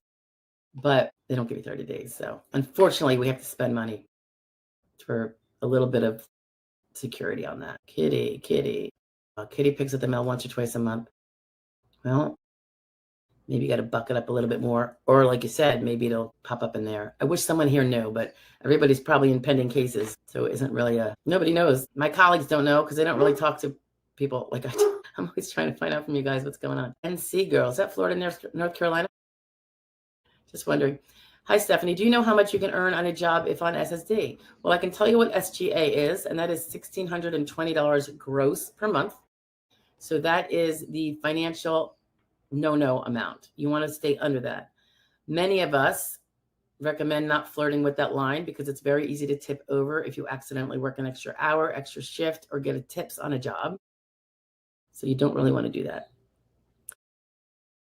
Some people also think that there's an optic if you're very close to the SGA line that you are doing so on purpose and you could certainly work more. I don't know if I buy that because it's supposed to be about what you do and not necessarily that you could push it another hour. But if you want to be safe, I always say, just maybe stay at like 1,300 or something as your, and do not forget that the kind of work you do is also relevant, unless you're in your trial work period. If you're not in your trial work period anymore, then they can look at the activities you're doing. So if you're doing some kind of job that you really seems inconsistent with what you said was stopping you from working before, those medical impairments or the symptoms, that might not look good. And that might trigger wondering if you've improved. And then you get a full-blown CDR, So I would be careful about the kind of job you pick. With my folks, I always have them talk to me first. And we go over what duties are you thinking you're going to do, even if you're going to be under SGA, which you, of course, have to be. So, and just given the, the SSA has no problem with you working. They want, they want to see people have quality lives while on SSDI, and they recognize, as they do with retirement, that it was never meant to cover everything, which is an important backup point as to why they are okay with people working, and they have no problem with it. But, at the same token, it's not going to be for non-disabled people who have recovered. And that's just what you, as a responsible recipient, will always want to make sure you have your proofs, reasonably that you haven't. And one of the things that can be looked at is, well, I always give this same old boring example. If you have a bad back and you decide to do part-time work at a hay farm, baling hay and throwing it up into the loft. I say that because we used to live next to a barn that did that. That is not really going to be suggestive of a continuing back problem, because a person with a back problem wouldn't pick that job. So you see what I'm saying? If you have severe agoraphobia and you decide to do a public speaking job, might not be the job that shows that you've not improved. Those are obvious examples. Okay. Katie says, I appreciate the honest answer, even though it sucks to hear. I'll try to figure something out. Thank you so much for your insight. You are a blessing. Thank you. You are a blessing too. I appreciate I'm so upset about it. It's partially why I had to wait so long as well for my case. Not noting things correctly. Yeah. If that's the ER visit, right, KR? Yeah. ERs are like the Fast and the Furious. They don't really check much, right? But I guess pick your battles. I know it's upsetting. All right. Where am I at? Desi says, my past jobs classified at the light exertional level, yet the ALJ see, he did give you a medium RFC. Did I call that or what, Desi? This made it easier to deny your claim. Yes, it did. Evidence gap. The ALJ admitted there was no complete function report on file. Okay, so that's where you testify as to your functioning at the hearing. That didn't hurt you that there was no function report on file. That actually gave him less fodder to pull from that to support the denial. So a lot of times when they're going to deny, they use the fact that a function report says something that the person didn't realize how it was going to sound and how it could be twisted. So that itself is not a big deal, because a function report is just the written version of your testimony at hearing, of those activities that are the hearing's all about and the symptoms. So that itself, that the initial and recon people dropped the ball. We've always said the function report isn't going to win your case ever. So it can only really hurt it. And if a judge is inclined to award on the medical evidence, he will use the positive things in a function report to add to the crumbs of that, to show that the function report is not inconsistent with disability. Yeah, see, he put you at RFC. I think when you were saying there was no RFC, I think maybe, were you meaning there was no function report, which is not an RFC at all in the file? Yeah, that's not an RFC. The RFC is if you had you don't have your DDE in your, maybe you do. If you have a copy of your file, look for the DDE on initial and recon, and they will say what the medical doctor who designed your RFC at the initial and recon levels, which your ALJ does not have to buy. He can decide it's something different. He obviously decided it was a medium RFC, so that's probably what they said too. That means you can lift over 20 pounds. So you'd have to have really strong evidence that you can't lift over 20 pounds, or to do medium work, you also have to do it on your feet. So prove that you can't do the amount of footwork you have to do for a light job, which is 6 out of 8 hours. So it's where those exertional, people think the grids just apply because of my age, and no, you have to have this, it's 3 prongs. Everyone's got 3 prongs on the grids to prove each of the 3. I hope you have a DLI in the future, Desi, because you can do this again and maybe, get some guidance on how to cure those weaknesses, evidentiary weaknesses. Because you got to remember too, Desi, no function report on file. Do you know how many times people don't submit their function report? I think a lot of pro se's, they wait too long, they don't get it on time, or they don't get it on at all. You don't win your case because you failed to submit a function report.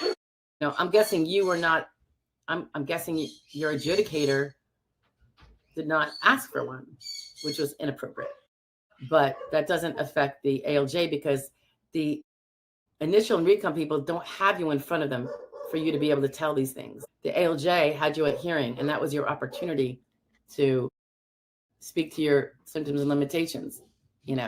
He probably said somewhere in there that the allegations of the statements about severity and symptoms and severity of pain and all that you said, he might have said in there, they could be expected to result from the impairments that I have found, the severe impairments. However, they are not entirely consistent with the medical evidence of record. That is almost a verbatim quote in denials. They have to find that what you say is inconsistent with the medical file, because if it was consistent with the medical file, that means the medical file is consistent with the severity that you allege, which is that I can't work, and you'd almost have to win. So it's like a very canned, automatic in every denial. And it used to say, and they changed this verbiage a couple of years ago because it was offensive. It all means the same thing now. It's just a rose by any other name. And they used to say it was not credible. And I guess the politically correct said, you can't say they're not credible. That's suggesting they're lying. Okay, so now we just say what they're saying is inconsistent with the medical evidence of record, which is a kinder way, but it's still saying that we don't believe what you say. But from From a practical point of view, remember that they always have to go with the medical evidence. The medical evidence has to prove that you're disabled. That has to be the foundation. So they have to have that foundation first of X, Y, or Z, and then your stuff can help put a little frosting on that. Or carve it away. If you say something that you're able to do much better than what your medical evidence says, I think your medical evidence is going to have a problem. KR, who's been having problems with getting accuracy in her medical records. We've been talking about this probably every week. We'll touch on it at some point in time. So she continues to say, I immediately emailed my primary that they stated things done that were not kind, or not done, and did the DVT test, but not the other things. Okay, I'm not really sure. Your primary care can't change the ER. He doesn't own it. So you'd almost have to go to the ER people. There's got to be a customer service thing. There's probably a way to request changes to your records if they're inaccurate. It is pathetic, though. It is pathetic. And they need to have a better recourse for patients that will have some sting if it is at least not addressed. They have to acknowledge the request for corrections. Now, if they think that you are incorrect, they can say, we got the request for corrections. However, we stand by what we said. At least the dispute is known. You can't force someone to say something they don't believe, right? It's like they all mostly say they do full body checks and they do not. Oh, I know. It's pathetic, right? Yeah. La Lulu says, we are at 2 hours, guys. Try to blow through these. Highly recommend, I should probably drink water, signing up for a USPS informed delivery. We have that, La Lulu. I get grayscale images of the envelope front of all first-class mail automatically sent free to my email daily for several years now. Yes, great idea. That could be. Now, La Lulu, that's when it's about to hit your mailbox, correct? So it could be 5 days after mail. It could be 10 days after mail. It's when they finally get it close to your mailbox. Am I right on that? So it's better than nothing, but it's still not perfect. What could be perfect about it, though, and is this for Kitty? If you do that, I think if you could prove that you didn't get the cessation, let's say it's day 12 or even day 9 or whatever, it didn't even get to this point until super late. You might be able to use it as a just cause for them giving you the continuation of benefits, notwithstanding the fact that it's after the deadline. And the evidence that La Lulu is suggesting might be able to help with that, because your word that you got it on day 15 can be bolstered by this email that shows that even the email guy wasn't even delivering it in your area until so-and-so date. But Kitty doesn't go to her mailbox but for every few weeks. So I think it's Kitty, right? So that's a problem. Kitty, you're going to have to, I wish I knew if you'd be getting it in your texts and stuff. It would just save so much. And in your SSA account. Lulu also says, you'll know when to check your mail and have an image record to report if any mail goes missing or is misdelivered, or is the date that it's being delivered, which can be key, right? What I was just talking about. If you don't want email, you can log into USPS app or check mail online. Ooh, you are a treasure trove of good tips there. That's awesome, guys. I would think everyone should do that. Hey, Shub is in the house. Hello, Mrs. Joy. That's my mother, Shub. Stop. Come on now. Hi back to you, Shub. Good to see you. Joy, at least you communicate to your claimant. Yeah, that's indeed I do. Probably ad nauseum. I have nothing unless I call and request a senior attorney or managing partner. I hurt all day, every day. Don't know how long I can. I'm sorry. Jesse, I think you probably have a really good case. You're waiting for hearing, right? They have every incentive to win for you because they're not going to get paid unless they do. And you know, those managing partners, they have 3-car garages and they really need that money. So they want to win. They have staff to pay. You could do this. Hang in there, girl. It's coming soon. Keep the faith. Laura says, hi, Laura.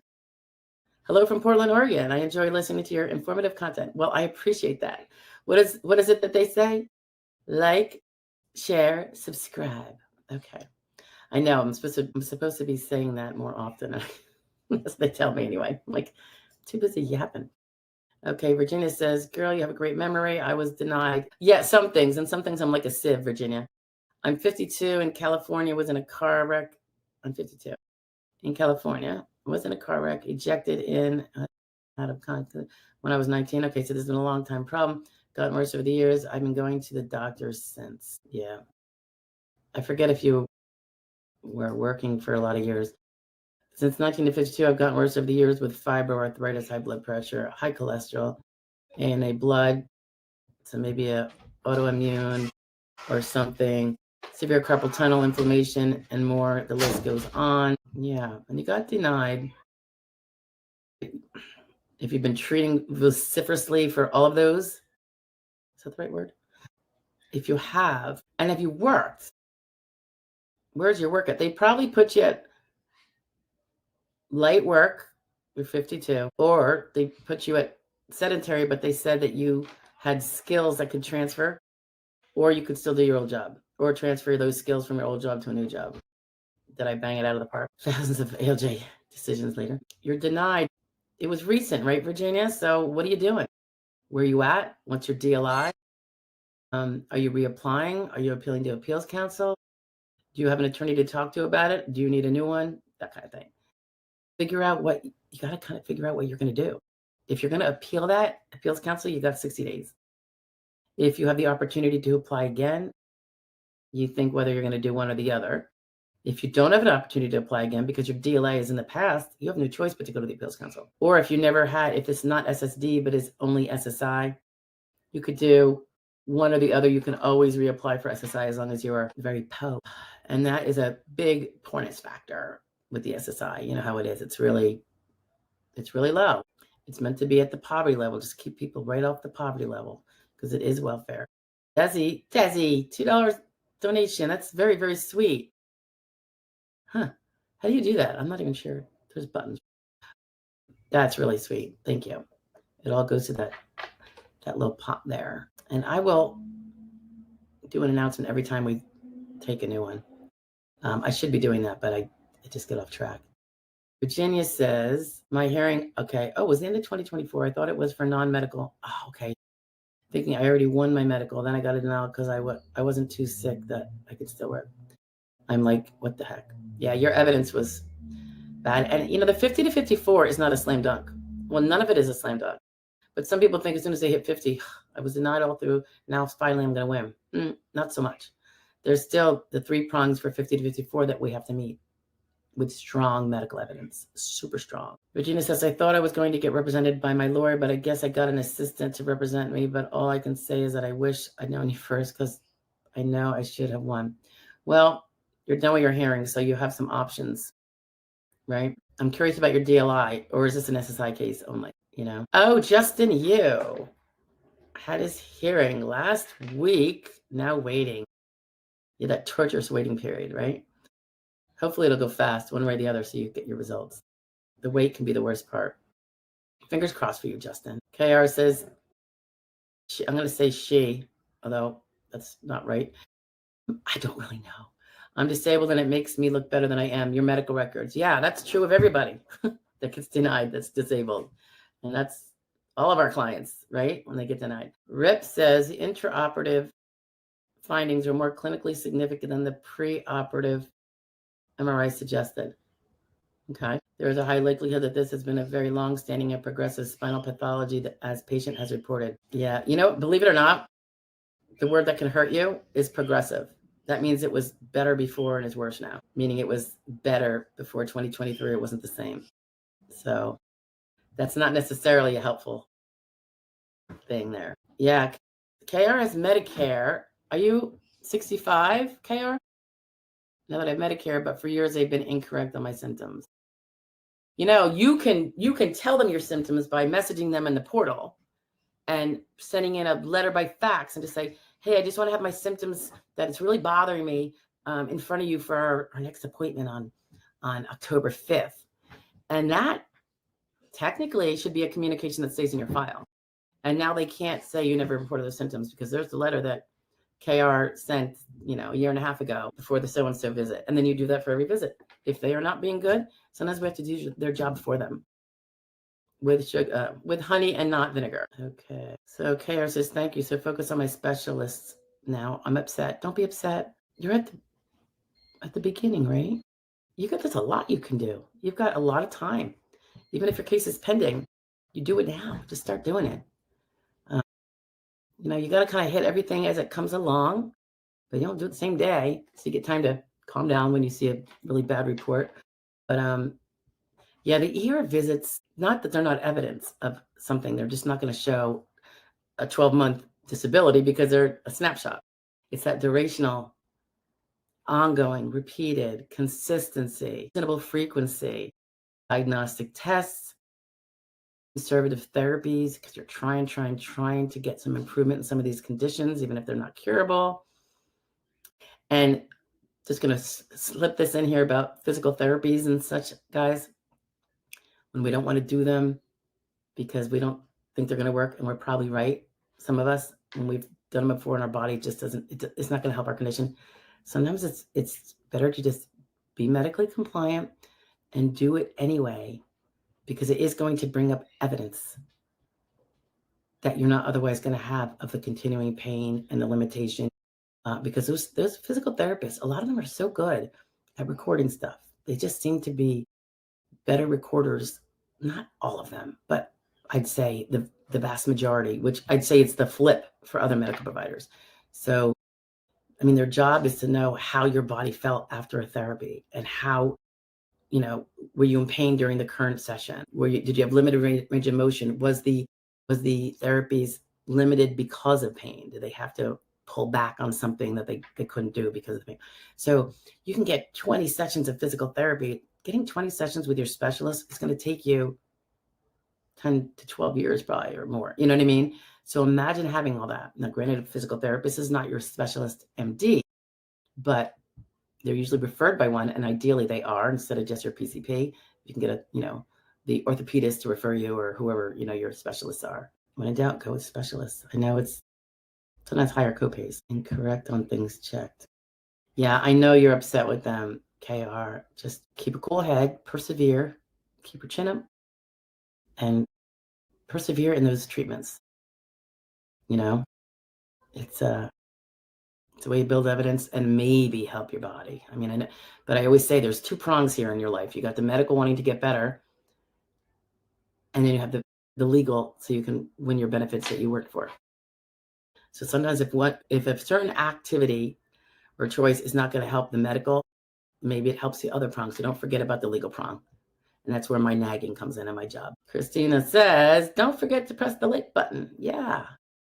Thanks, Christina. No, of course not. It's the poor record keeping is epidemic. All right. I'm skipping through the personal conversations in here, but everybody should read them because some people are giving out some people decent advice. And I will say, of course, always do your own due diligence. Whether it's me you're listening to or anybody else, always double check on things because you could have misheard, someone could have misspoke, including myself. And always feel free to ask for sure. Lulu says, and this is about that mail situation we're talking about, 98% of the time, the USPS informed delivery image is of the mail arriving same day. I'm in rural area though. I would say they even tell us, yeah, like this is coming today. It just it isn't there yet. Like I have to go get my mail, and it doesn't come to my house or my building here. So yeah, I don't really pay attention to mine, but I'm not waiting on something important either. Although sometimes my family will be like, oh my God, Amazon's delivering through USPS, so we have to go down and check the locker. And then someone will drive down there. Okay. Jesse's praying for Justin's approval. Yeah. Fingers crossed. Prayers for you, Justin, on that. And thank you for doing that, Jesse. Okay. Marla King says, should I call after being on step 3 for the whole 9 months? Thanks. You haven't spoken to your adjudicator? If you're unrepresented, I assume you're unrepresented, or you would have spoken to your representative about this. I think you can call and say, hey, that's assuming you haven't. I think the reason why it's taken 9 months is because you were waiting in line for an adjudicator. That's probably what happened. However, do you follow the online stuff that you have in your SSA account, Marla? Because I think they might tell you when you're assigned to somebody. I'm not sure.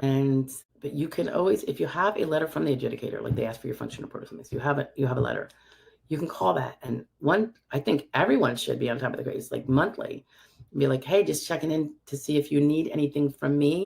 Do you have my latest medical records from Dr. Jones? I was there 2 weeks ago. Do you need to order those? Is there some way I could help? Do you want me to go in my portal, like if you have a portal, and get his progress note? Definitely, if you're self-representing, you are your own lawyer. So you have to do all the things that the lawyer would do. Okay. Or their staff. Christine is banging it out. Don't forget to like, share, comment, and subscribe. I agree. All right. So I'm passing through the private conversations, guys. I'm just scrolling down. Kitty says, oh, this chat is so helpful. The people here are good people. They are. Everyone is so nice and helpful and supportive of everyone else going through the same process. And it's great when people come back and they've been awarded. But sometimes they come back because they've been denied. And, just try to give them some guidance and some support and so they can persevere to the next step, because life doesn't end just because the case ends, right? You're welcome, KR. Okay. Tony P. Hi, Tony P. You're late to the game, my friend. Hi, Stephanie. Quick question. Is SSDI taxable income? It can be. I have them taking 12%. My brother said he had never paid federal taxes, so I'm hearing, yes, I have to pay. So whether you are federally taxed on income overall depends on how much taxable income you earn. There are different rules. Social Security has some protections about some of it never being taxed federally, never being part of the amount that's taxable. Taking 12% out is a safety. You'll get a refund if nothing else. So I think it's really good to do if you're not sure. If all you have is, if you're not married, you're the only one with the income, and you're bringing in, your benefit is $24,000 a year, you're not going to have any of that taxed, because that's under I have a video on it, I think, about the calculation for combined, what your combined income is decides of all your taxable. I think it's AGI, or is it MAGI? I'm not sure. You'd have to look. I don't remember, but they call it combined income, and I think it might even be only half of your Social Security counts towards determining the combined income. And then if the combined income is over, it's like $25,000 for a single and $34,000 for a married couple, then you'll be taxed starting at only 50% of yours will be taxed. If someone has a high combined income, it rises up to almost 85% of their Social Security can be taxed at whatever their tax rate is. Because remember, your tax rate is going to depend on other income. So the tax rate that applies overall will apply to whatever smaller portion of Social Security is taxed at all. And oftentimes none is taxed. So like your brother's is not taxed because he doesn't have a high combined income. So I can't tell you whether yours is, but I will say that if you're doing the withholding of 12% through the SSA, you'll have a nice refund, and it's a way to save money and save up for something. So I kind of look at it that way. It's money you were forced not to spend by doing that. Just a silver lining part to that. You'd have to do your taxes to find out. But a lot, I think the most recent read I had was over nearly half are taxed of Social Security generally. So that may be disability, maybe retirement, whatever. And slightly more than half are not taxed because that combined income is low enough. So which one you fall into, I don't know. It just depends, I guess. I mean, let's say you had a real high rate, like $4,000 a month. So that's $48,000 a year. And they only count half. That's 24. That makes me think that even at that amount, you're not going to be taxed. Now, the funny thing is that 34,000 I mentioned of those combined incomes, that does not get affected by COLA, and that's a bad thing. That amount has been around for as long as I can remember, and I've been doing this for over 20 years. I witch about this also. I'm like, they need to apply the COLA to that. That 25,000 that they, 40 years ago said, nobody should be taxed if their combined income is 25 or less. Any single person. None of their Social Security should be taxed. Well, if that was the number that was suitable then, wouldn't that be probably almost double now? Shouldn't it be like, well, if your countable income as a single person is, 48,000 or 50, So that means if you have annuities coming in that you paid for over your lifetime, that shouldn't necessarily cause you to have your Social Security taxed. And they haven't COLA'd that. And I think that's when they don't COLA something that is subject to everything else being COLA'd around it, like your benefits are going up eventually they're going to start to get taxed because there's no COLA application to that combined income determination of whether it's taxed. So I'm always like, whenever they don't COLA something, it is for illegitimate mindset. And I mean that in a bad way.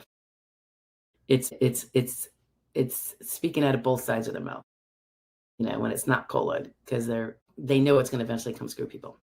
Just through the passage of time. Who do I sound like? All right, moving on. Nita says, hello, I'm new to your channel. Nice to meet you. Nita, am I saying that right? I'm new to your channel. I am currently on step 3 and trying to fill out my functional report and work history. I am unable to walk without assisted devices for longer than 3 minutes.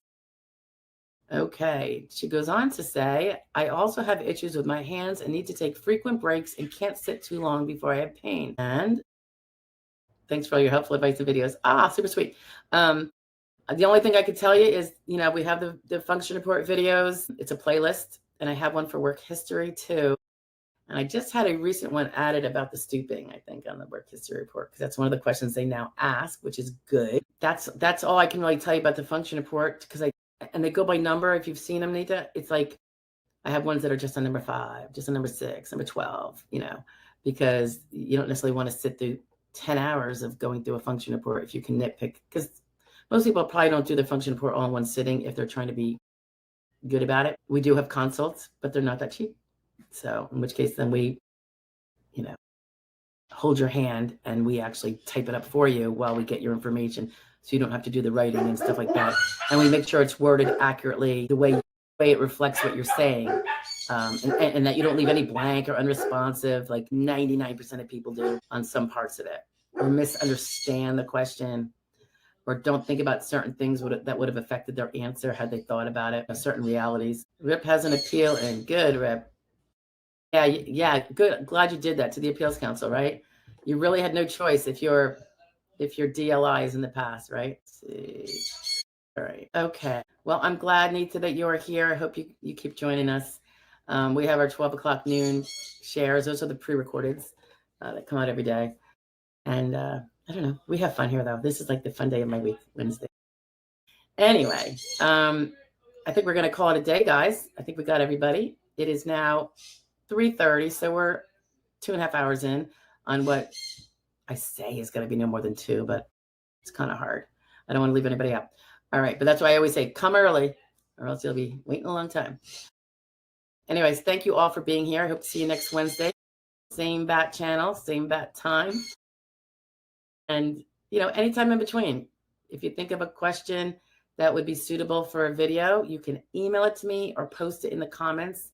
And my resolution pre-New Year is to make better effort to write them down instead of try to memorize them and get to them, because my memory just isn't all that. And things just there's just too much going on. So I'm trying to be good so I can, you know, make a video of them. And then you get your response, and, you know, it can be a share for other people that can help people, because more often than not, any kind of question you have is a question that many other people have as well. So, all right, guys, everybody have a great rest of your week and a great weekend. And I will see you next week. And I hope to see you visiting the 12 o'clocks. I'll talk to you later. Bye, guys.